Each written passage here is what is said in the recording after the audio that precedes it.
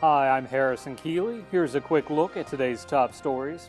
First of all, it's no secret the Obama administration is considering selling or privatizing TVA.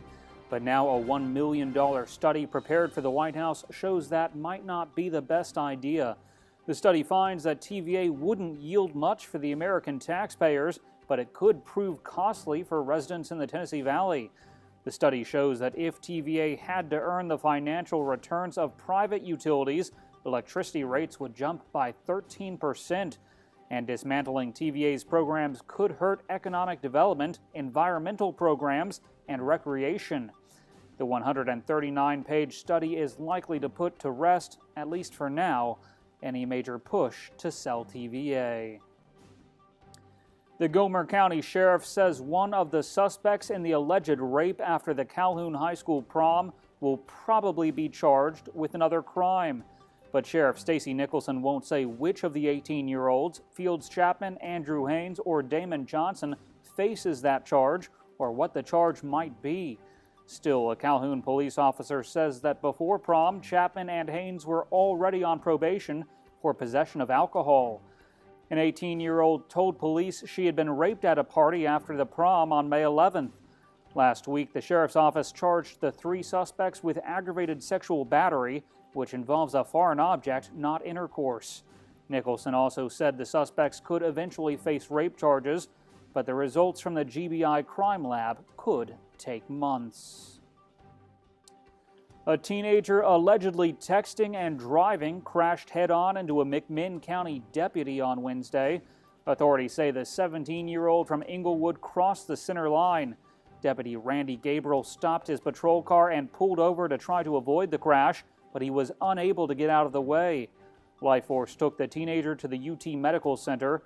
The deputy was taken to Erlanger with broken ribs. Both are currently in stable condition. The victims of a fatal crash on I-75 in Whitfield County have been identified as Chattanooga residents. A woman in the front of the vehicle was identified as 26-year-old Kaniqua Johnson. She was killed in the crash. 32-year-old Famika Hill and 34-year-old LaKendra Taylor were both injured. Hill was airlifted to Erlanger and Taylor was taken to Hamilton Medical Center. Officials say the driver lost control when the left tire blew out. The car left the road and went down an embankment where it overturned. Hill and Johnson, who were not wearing seatbelts, were both ejected from the vehicle. A driver who police say ran over and killed an 18-month-old boy and then drove off has been arrested. Police in Ellijay say Noah Pinson had just finished playing with his dad at the Gilmer County River Park. The boy was in a parking lot as the father placed a stroller inside the van. That's when a Ford Fusion drove by, running over Noah. Authorities have charged 26-year-old Jordan Allen Hyde on charges of leaving the scene, vehicular homicide, and DUI. He has a bond hearing scheduled on Tuesday. Authorities are investigating a fatal shooting in Meigs County. The sheriff's office says it happened around 3:30 Wednesday on Highway 58 south of Decatur. Early reports from the sheriff's office states that it was an accidental shooting.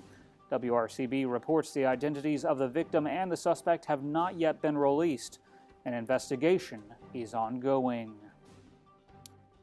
Finally, the families of two local students are suing the Hamilton County School Board.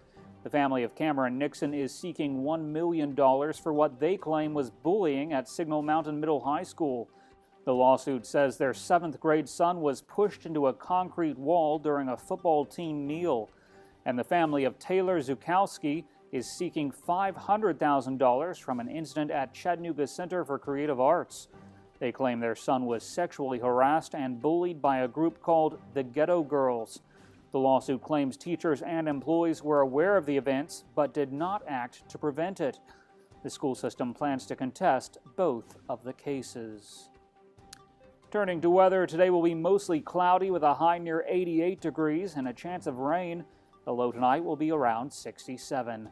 That's it for today's newscast. Thanks for being with us. You can find more on these stories and breaking news all day long at timesfreepress.com.